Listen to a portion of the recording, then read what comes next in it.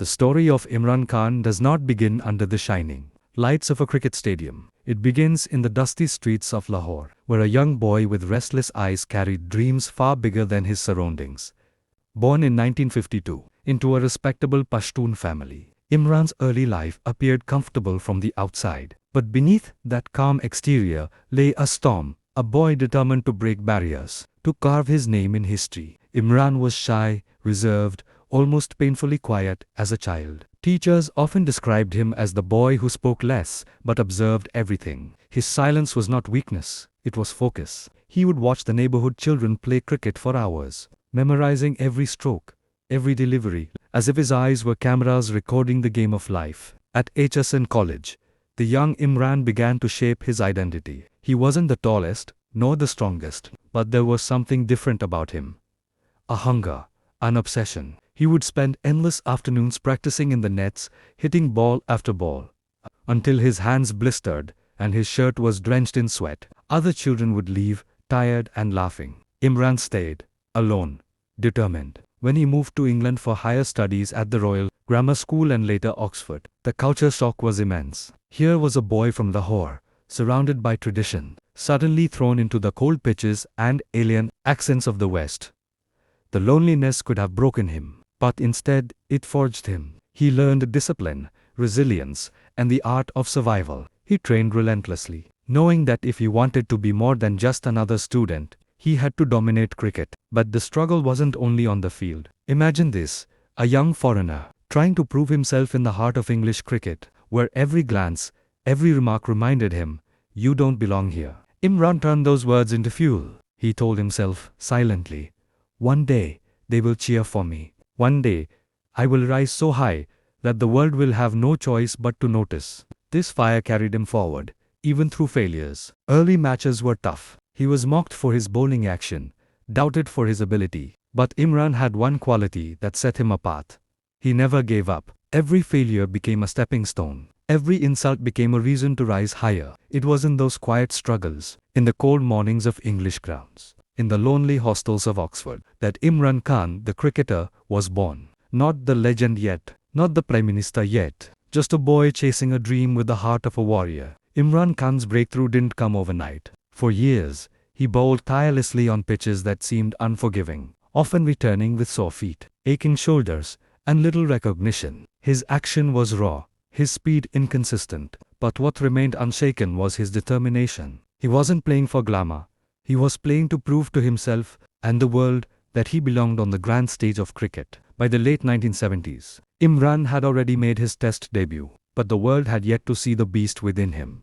That transformation began during his days in England, where he played county cricket. Far from the comforts of Lahore, Imran faced cold mornings, hostile crowds, and tough conditions. But it was in those very moments that he refined his game. Day by day, ball by ball, he polished his raw speed into a deadly weapon. His fitness regime, unheard of in South Asia at the time, became legendary. Long runs, heavy lifting, and relentless training turned him into a complete athlete.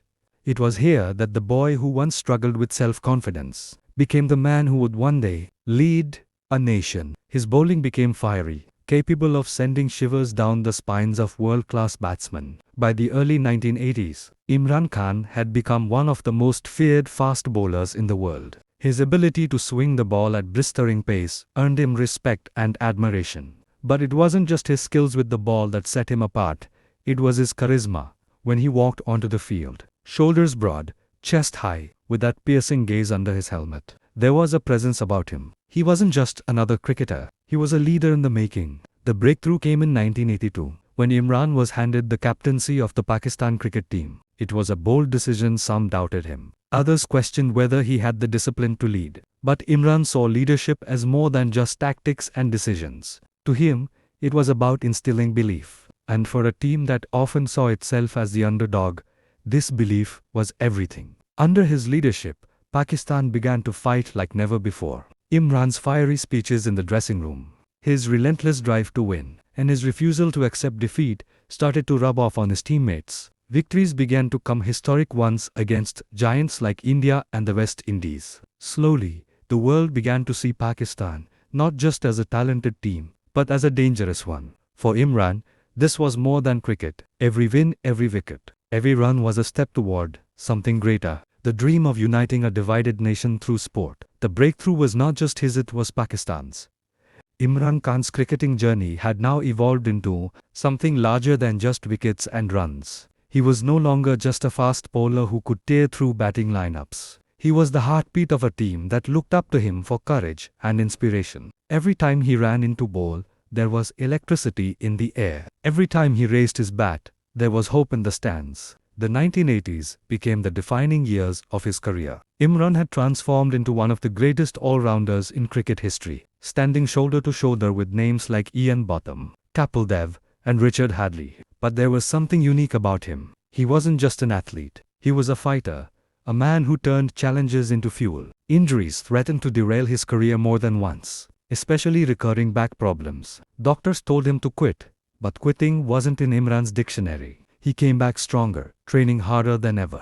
And each time he did, he carried the hopes of millions with him. His leadership was a masterclass in resilience. When he was made captain, Pakistan was not seen as a dominant force in world cricket. The team was talented but inconsistent. Imran changed that. He instilled discipline, belief, and above all, fearlessness. Under his leadership, Pakistan began defeating giants like India, Australia, and England on their home turfs. Victories that once seemed impossible became routine. But the pinnacle was yet to come. The year was 1992, the Cricket World Cup in Australia. Pakistan had a disastrous start. Defeats piled up, critics wrote them off, and fans began to lose hope. But Imran Khan, standing tall despite an injured shoulder, made a speech that would go down in history. He told his young, nervous team to play like cornered tigers. Those words lit a fire in every player. Match after match, Pakistan clawed its way back. From being on the verge of elimination, they surged into the semi-finals. Then came the grand finale, at the Melbourne Cricket Ground against England. Imran, wearing his iconic cornered tiger shirt, led from the front. He scored a crucial 72 runs, steadied the innings, and inspired his team to fight with everything they had. When Wasim Akram delivered two unplayable deliveries in the final, and when Pakistan finally lifted the trophy, it wasn't just a cricket victory, it was a national triumph. Imran Khan had fulfilled his dream of giving his people glory. That moment in 1992 was more than a game. It was history. Imran had become a symbol of resilience, a leader who showed that no matter how cornered you are, with faith and determination, you can rise and conquer the world. Imran Khan's cricketing journey ended on the highest possible note. In 1992, under the lights of the Melbourne Cricket Ground, he lifted the World Cup trophy for Pakistan. It wasn't just a victory, it was destiny fulfilled. His famous speech, urging the youth to dream big, echoed beyond the cricket field. That moment became a symbol of resilience, determination, and belief against all odds. But for Imran, cricket was only the first chapter. He used his fame not for comfort, but for service. He built Pakistan's first cancer hospital, Shaukat Konam Memorial, named after his mother, who had succumbed to the disease. It was an impossible dream, mocked by many yet realized through his relentless will. For millions of Pakistanis, this was more than just a hospital, it was hope carved into reality. Later, he stepped into the world of politics. Once again, his journey was filled with struggles, criticism, and defeats. For over 2 decades, he faced ridicule, stood alone, and persevered. But he never let go of his belief in justice, honesty, and serving his people. His resilience from cricket carried into politics.